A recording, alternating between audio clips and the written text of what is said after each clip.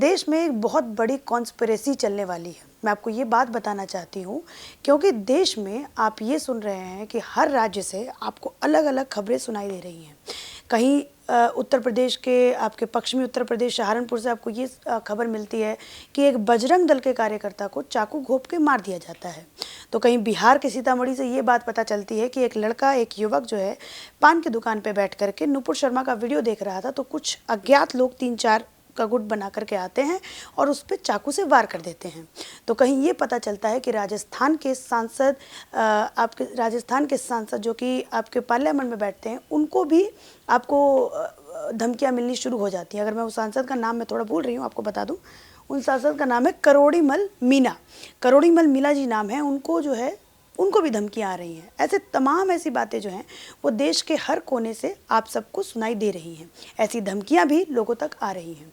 अच्छा, एक और बात जो इसमें सबसे ज़रूरी है वो नुपुर शर्मा का बात और नुपुर शर्मा का टीवी डिबेट में कही हुई वो वाक्य, जिस पे सुप्रीम कोर्ट ने कल ये कह दिया कि नुपुर शर्मा के साथ जो भी कुछ है वो 10 अगस्त तक आगे बढ़ा दिया गया है और उनकी गिरफ्तारी पर रोक लगा दिया गया है। और उनके जितने भी FIR जो दूसरे राज्य में हुआ था उन सबको क्लब करके वो दिल्ली में ला दिया गया है। तो इस बड़ी कॉन्स्पिरेसी पे बात करने के लिए आज हमारे साथ रॉ के पूर्व अधिकारी NK सूद साहब हैं। हम इनसे बात करेंगे कि सर क्या है, देश में चल क्या रहा है और आने वाले कुछ सालों में कितना गंभीर ये सिचुएशन हो सकता है, या फिर ये भी आप कह सकते हैं कि ये सब तो बस एक बहाना है और जो मोदी गवर्नमेंट 2024 में जो लोकसभा का इलेक्शन होने वाला है वहाँ पे कहीं ना कहीं पॉइंट करने का, या फिर आप ये कहिए वहाँ पे कहीं ना कहीं निशाना बनाने की कोशिश है।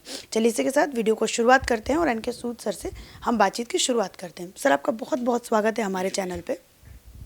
सबसे पहला सवाल मैं आपसे ये पूछूंगी, देश में कि सबसे बड़ी कॉन्स्पिरेसी अब होने जा रही है? देखिए, मैं ये नहीं कहूँगा सबसे बड़ी कॉन्स्पिरेसी होने जा रही है। कॉन्स्पिरेसी तो यहाँ चली रही कुछ सालों से, चाहे आप फार्मर्स के प्रोटेस्ट ले लीजिए, चाहे NTCA प्रोटेस्ट ले लीजिए, ये सारे के सारे जो काम है कॉन्स्पिरेसी के खिलाफ हो रहे हैं और इसके अंदर फॉरेन का हैंड है, इसमें कोई डाउट नहीं है। साथ में कुछ हमारी पॉलिटिकल पार्टीज़ हैं, उनका एक नेगेटिव रोल है, क्योंकि वो इस टाइम पे बड़े बैंकरप्ट हो चुकी हैं, मेंटली बैंकरप्ट हो चुकी हैं। उनको पता ही नहीं है कि देश में क्या काम हो रहा है, और अगर उनको पता है कि पावर में आएंगे तो कैसे आएंगे। उनको ये डर लग रहा है कि वो अब पावर में तो आ नहीं सकते, आपस में उनकी यूनिटी भी नहीं है, और उनका जो एक वोट बैंक है यानी कि जो मुस्लिम्स हैं उस पर कंसंट्रेट कर रहे हैं। लेकिन उसकी वजह से जो यहाँ पे मेजॉरिटी के लोग हैं वो इस टाइम पे बड़े अपसेट हैं और वो बेसिकली उनको काउंटर करने में लगे हैं। मैं साथ में ये भी कहूँगा कि सिर्फ हिंदूज नहीं, कुछ मुस्लिम्स हैं वो भी इस टाइम पे बीजेपी के सपोर्ट में आ गए हैं जो नेशनलिस्ट हैं, और बाकी कुछ मुस्लिम्स वो इस टाइम पे कंफ्यूज हैं या बेसिकली उनको पता नहीं है। लेकिन ये जो कुछ भी हो रहा है, मैं सोचता हूँ इससे कोई घबराने की बात नहीं है। जितना भी इंडिया के अंदर जगह जगह में डिस्टर्बेंसेज हो रही हैं, क्योंकि इंडिया प्रोग्रेस कर रहा है। आप देखते हैं किस तरीके से हमारी जो इकोनॉमी आगे बढ़ रही है, किस तरीके से हमारे यहाँ पे काम हो रहा है, किस तरीके से हमारी डिफेंस के जो फोर्सेज हैं उनको सप्लाई की जा रही है, सारे इक्विपमेंट सप्लाई किए जा रहे हैं, और किस तरीके से हमारी फॉरेन पॉलिसी चल रही है। तो इन चीज़ों से या छोटी छोटी चीज़ों से, बहुत बड़ी कंट्री है, 130 करोड़ लोग यहाँ पे हैं, तो इनसे मुझे लगता है कोई फिक्र करने घबराने की बात नहीं है। लेकिन जहाँ तक हम गवर्नमेंट की बात करें, गवर्नमेंट का एटीट्यूड पॉजिटिव है, वो देश के लिए काम कर रही है, सभी के लिए काम कर रही है, जो बेनिफिट्स हैं वो सभी को मिल रहे हैं। तो कॉन्स्पिरेसी तो देश में हो ही रही हैं, चलती भी रहेंगी, लेकिन उसके बावजूद भी हमारी प्रोग्रेस हो रही है। ठीक है सर, अभी आपने कहा कि इससे हमें डरने की ज़रूरत नहीं है। थोड़ा विस्तार से बताएंगे कि अगर किसी का गला काट दिया जा रहा है, किसी पे चाकू से वार हो जा रहा है, किसी को खुलेआम धमकी मिल रही है, यहाँ तक कि नुपुर शर्मा का अगर मैं आपसे ये पूछूं कि क्या आज नुपुर शर्मा खुलेआम दिल्ली की सड़कों पे घूम सकती है? देखिए, बिल्कुल नहीं घूम सकती। देखो, एक इससे क्या है कि एक नेगेटिव माइंडसेट जो लोगों का है वो एक्सपोज हो रहा है। जरूर ये बात है कि नुपुर शर्मा ने जो बात कही, मैं खैर उससे सहमति नहीं रखता, चाहे उसकी स्लिप ऑफ टंग थी या कुछ भी था। लेकिन नुपुर शर्मा के साथ साथ जो रहमानी था उसको तो किसी ने टारगेट नहीं किया, उसको किसी ने उसके बारे में कुछ नहीं बोला, किसी हिंदूस ने नहीं किया, उसके खिलाफ कोई FIR फाइल नहीं की गई। नुपुर शर्मा के साथ जो भी हो रहा है, जो कोई उसको थ्रेट दे रहा है रेप का, या उसको मारने का थ्रेट दे रहा है, या उसकी फैमिली को थ्रेट दे रहा है, ये चीज़ें टॉलरेट नहीं की जा सकती। लेकिन दूसरी तरफ इंसिडेंट्स हो रही हैं, क्योंकि बहुत बड़ी कंट्री है, यहाँ पे सरफिरे लोग भी बैठे हुए हैं। पाकिस्तान से भी एक आदमी इंडिया में आकर के नुपुर शर्मा को मारने की कोशिश कर रहा था, लेकिन गवर्नमेंट ने उसको एक सिक्योरिटी दी हुई है। साथ में जिस तरीके से आज सुप्रीम कोर्ट की जजमेंट आई है, जिस तरीके से सुप्रीम कोर्ट ने उलटफेर किया है, पहले वो नुपुर शर्मा का केस सुनना नहीं चाह रहे थे, लेकिन जिस तरीके से उन्होंने नुपुर शर्मा को सिक्योरिटी की बात की है, जैसे नुपुर शर्मा को उन्होंने कहा है कि इसको या सारे केसेस हैं उनको इकट्ठा कर दिया जाए, तो ये भी एक नोट करने की बात है, ये भी एक पॉजिटिव एटीट्यूड है। क्योंकि आप देखें, सुप्रीम कोर्ट के अंदर लोगों के माइंडसेट में ये था कि सुप्रीम कोर्ट हमेशा ही मुस्लिम्स को सपोर्ट करने की बात करता है, लेकिन जिस तरीके से सुप्रीम कोर्ट का अभी एटीट्यूड आया उससे मैं सोचता हूँ लोग बड़े खुश हैं। फिर दूसरी बात ये आती है कि सोशल मीडिया पे टोटल कंट्रोल होता था कम्युनिस्टों का, लेकिन आज सोशल मीडिया पे जो शोर मचा है नुपुर शर्मा के केस में, जब से उसको सुप्रीम कोर्ट की जजमेंट में पहले बात हुई थी, इससे दोबारा से इम्पैक्ट पड़ा है, लोग उसके सपोर्ट में उतरे हैं। और कोई भी नहीं चाहेगा जो हिंदुस्तान को प्यार करता है कि नुपुर शर्मा या किसी को भी गला काट दिया जाए, रेप कर दिया जाए। ज़रूर कुछ इंसिडेंट्स हो रही हैं, लेकिन उस इंसिडेंट के साथ गवर्नमेंट काम भी कर रही है, पुलिस भी एक्टिव है, और जो भी लोग इन्वॉल्व हैं उनको अरेस्ट किया जा रहा है। तो इसको बड़ा मैं पॉजिटिव एटीट्यूड से देखता हूँ कि पहले भी आप देखिए इंडिया के अंदर तो बहुत कुछ होता रहता था, बड़ी कंट्री है और यहाँ पे अनपढ़ लोग भी बहुत हैं, तो जितना कुछ भी है मैं उसको पॉजिटिव एटीट्यूड से लेके कहता हूँ कि जो भी हम काम हो रहा है यहाँ पे, जो कुछ नेगेटिव लोग हैं तो यहाँ पॉजिटिव लोग भी बहुत हैं। ठीक है सर, अभी आपने कहा कि पहले भी ऐसी घटनाएं होती थी लेकिन वो सबके सामने नहीं आती थी, तो ये कहने का आपका पॉइंट किस तरफ आप पॉइंट करना चाह रहे हैं? कंट्री के अंदर देखिए कितनी जैसे यहाँ पे क्रिमिनल एक्टिविटीज़ होती थी। आप देखिए कुछ एरियाज़ ऐसे हैं जहाँ पे हिंदुओं को निकाल दिया जाता था मुस्लिम मेजॉरिटी एरिया के अंदर, आज वो रुक इसलिए गई कि हमारी गवर्नमेंट एक्टिव हो गई। स्पेशली मैं बात करूँगा सीएम योगी की। फिर दूसरी आप बात कीजिए मध्य प्रदेश की, जहाँ पे होम मिनिस्टर भी बड़े एक्टिव हैं। तीसरा असम स्टेट है जहाँ पे बड़ा पॉजिटिव एक्शन लिया जा रहा है, और ये नहीं है कि किसी को टारगेट किया जा रहा है। जो भी एक गलत काम करके कुछ काम करता है उसका घर भी गिरा देते हैं यूपी के अंदर। तो इससे आम आदमी का घर नहीं गिराया जा रहा, लेकिन जिसको पैसे लेके पत्थर फेंकता है लोगों के ऊपर उसको टारगेट किया जा रहा है। तो इससे क्या है, एक डिस्करेजमेंट मिल रही है लोगों को जो एंटी इंडिया एक्टिविटीज़ में इन्वॉल्व हैं। यहाँ पे लोग सड़कों पे नमाज़ पढ़ने की बात करते थे, आज वो भी रुक रही है। तो मतलब पहले जो है मतलब करेज मिलता था लोगों को प्राइज मिलता था पहले सब पहले हमारी कंट्री में क्या था, एक तो मुस्लिम पॉपुलेशन थी कांग्रेस के टाइम में, दूसरी बात यहाँ पे एक जो माइनॉरिटी मुस्लिम्स को कह के इनको स्पेशल बेनिफिट्स मिलते थे, आज वो बेनिफिट्स बंद हो गए। आज बेसिकली सबको बराबर बेनिफिट्स मिल रहे हैं, चाहे हिंदू हो चाहे मुसलमान हो। तो एक ये चेंजेस भी हैं साथ में। तो मैं वही बात कही कि मैं हर एक चीज़ को पॉजिटिव एंगल से देखता हूँ। तो ये जो सारा कुछ हो रहा है, मुझे लगता है कि जो मर्जी ये काम कर रहे हो, लेकिन उसके साथ जो गवर्नमेंट जिस तरीके से एक्टिव है, सेंसिटिव है, उससे सारी चीज़ें कंट्रोल में आती जा रही हैं।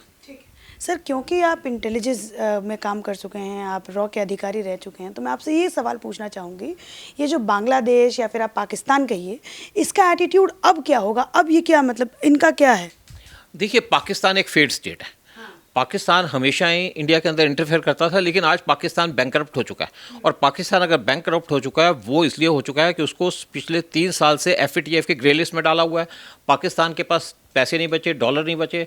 तो पाकिस्तान जरूर, उनका माइंडसेट तो अलग है, लेकिन पाकिस्तान इस टाइम पे कोई फंडिंग नहीं कर पा रहा इन लोगों को। और बांग्लादेश की अगर बात करते हैं तो बांग्लादेश की गवर्नमेंट, वो इंडिया के साथ बड़े अच्छे रिलेशन है उनके। और PM मोदी के आने के बाद बांग्लादेश का जो 5,000 जो बांग्लादेश का बॉर्डर है, उस सारे बॉर्डर पे फेंसिंग कर दी गई, तो उससे भी बड़ा इम्पैक्ट पड़ता है।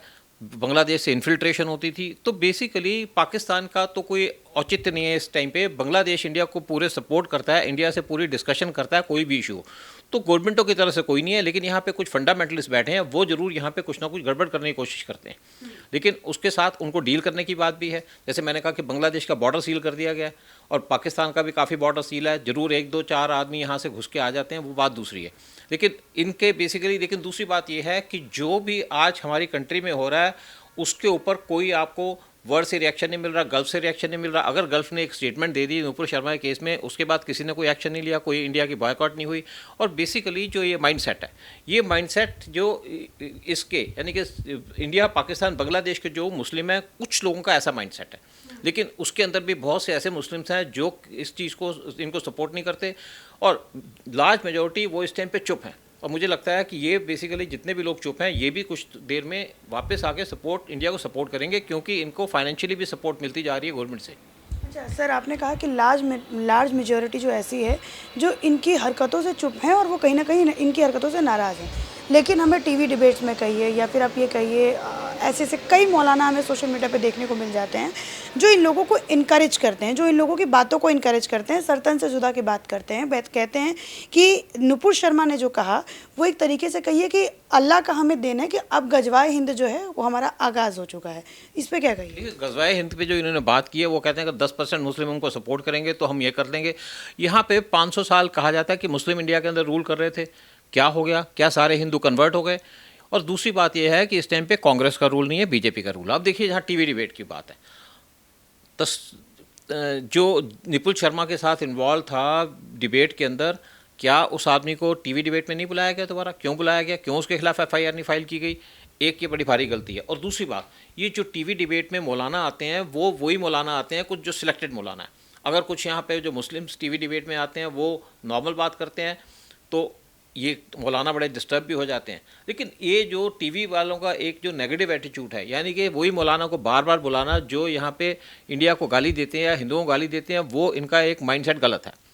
उनको नहीं बुलाना चाहिए। एक ऐसे लोग बुलाएं जो पढ़े लिखे लोग हैं। आप तारिक फ़तेह को बुलाते हैं, तारिक फ़तेह क्या बात करता है। फिर यहाँ पे इंडिया के अंदर भी कुछ मुस्लिम्स हैं जो डिबेट में आते हैं, कुछ कन्वर्ट हो चुके हैं, जो इनको अपोज करते हैं, इनके एक्शंस को अपोज करते हैं, क्योंकि वो कहते हैं कि मुस्लिम्स को मेन स्ट्रीम में आना चाहिए, मुस्लिम्स को एजुकेट होना चाहिए, मुस्लिम्स को बेसिकली एक अपने आप को एक कैरियर बनाना चाहिए। और जहाँ तक आज बात करते हैं मदरसों की, मदरसों में भी गवर्नमेंट ने ऐसा किया है कि यहाँ पे अब लोगों को एजुकेशन दी जाए, प्रॉपर एजुकेशन दी जाए, सिर्फ उनको एक नेगेटिव चीज़ें ना पढ़ाई जाए। तो ये सारी की सारी जो चेंजेस हैं, इनसे मुझे लगता है काफ़ी इम्पैक्ट पड़ेगा फ्यूचर के अंदर। ठीक है, तो ये मेरी खास बातचीत एक रॉ के पूर्व अधिकारी से एन.के. सूद सर से बातचीत थी जो मैंने आपको मतलब सुनाई। और इनका जो ध्यान था वो ये कहने का मतलब है कि बहुत सारे ऐसे मुस्लिम लोग भी हैं जो इन लोगों से कहीं ना कहीं अलग हैं, वो इन लोगों के साथ नहीं है। इसी के साथ धन्यवाद।